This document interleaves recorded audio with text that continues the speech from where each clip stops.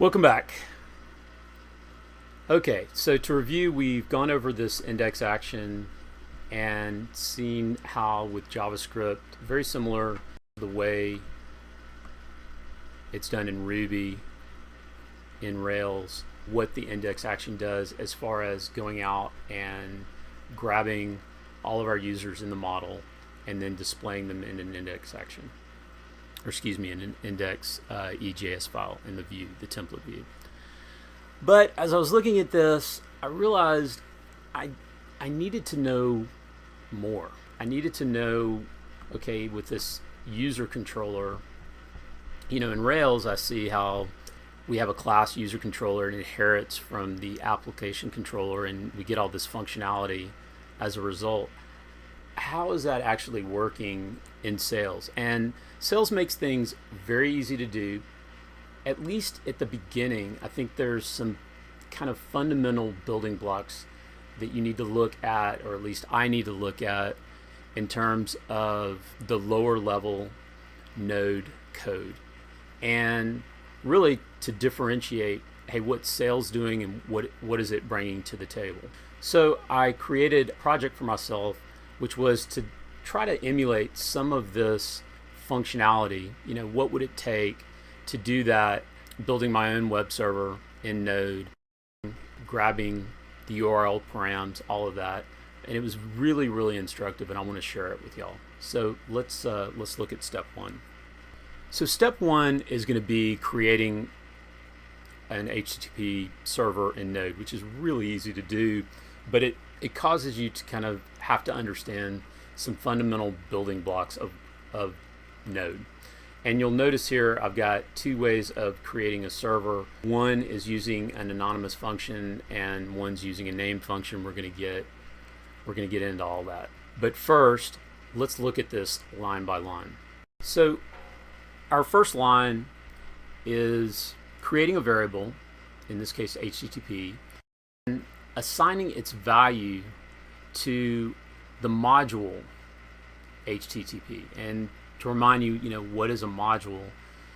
It's a collection of JavaScript. So this HTTP is actually referencing a file, http.js, and that file is part of a library that comes with Node. And by assigning to this variable, which incidentally, by convention, I'm calling it HTTP, but you could call it foo if you wanted to. By having access now to the HTTP module through the variable HTTP, we can call various methods and objects that are within this file. And I think it's important kind of to demystify the process. Let's go look at, just for a second, http.js. So I'm on the Node GitHub repository, and as you can see in this library folder, lo and behold, there is an http.js file, and that's what we're requiring within our own code. And not to get just completely nerdy, this is what it looks like, and we're going to actually look in code and see how our code, at least from the standpoint of the server creation, what's happening.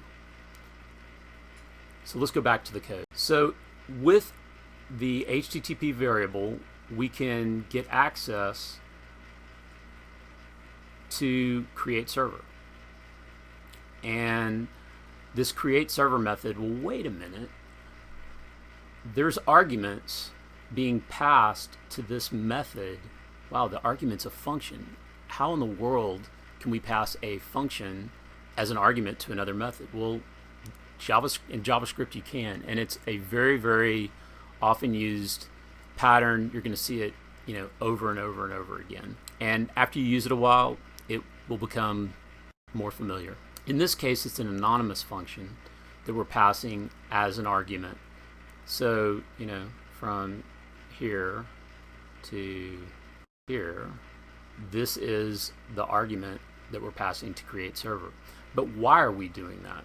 Well, within create server, we're passing what's called an event listener. As that, we're creating an event listener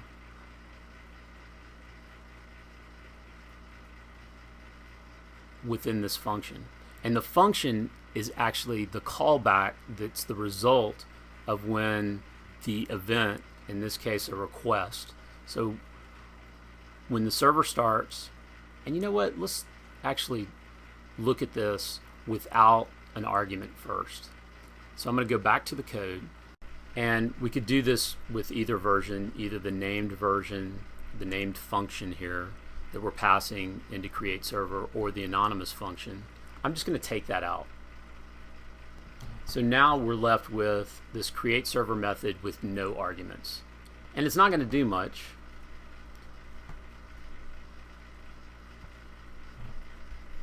So to start, I'm going to type node server, which is for that server.js file. And you can see here that we've got a server running on 1337.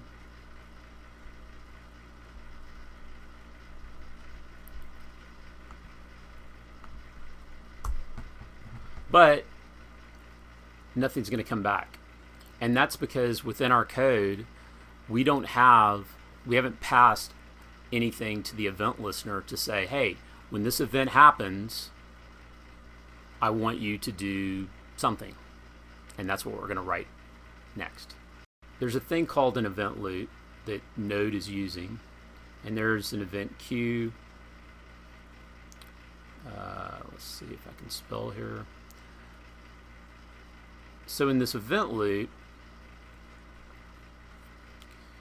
when we create the server, their server has a listener, and it's saying, have we gotten a request yet? Have we gotten a request yet? Have we gotten a request yet? And when we do get a request, then I want you to fire off another vocabulary word, this callback, which is an anonymous function. I want you to fire off this callback and initiate this code, which uses these two variables, which is request, or stand for request, and response.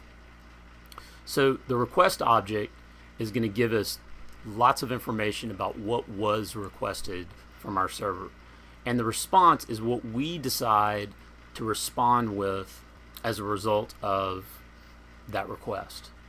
Now, the somewhat nerdy part of this, let's go back to GitHub for a second. Going on with create server. So if I look at this, I just did a search for create server, and don't pay attention to exports.createServer. We're going to actually create our own module in a little bit, but this create server is passing, or has as an argument, it's a request listener. Hey, that's our anonymous function. That's what's being passed as a request, or as a request listener, and registering our anonymous function as a callback should, on request, or should a request be made to the server. So it creates a new server, and if you come up here, this is where the server's created. Again, we're passing that function along this chain, and then way down here, if I can find it, let's see.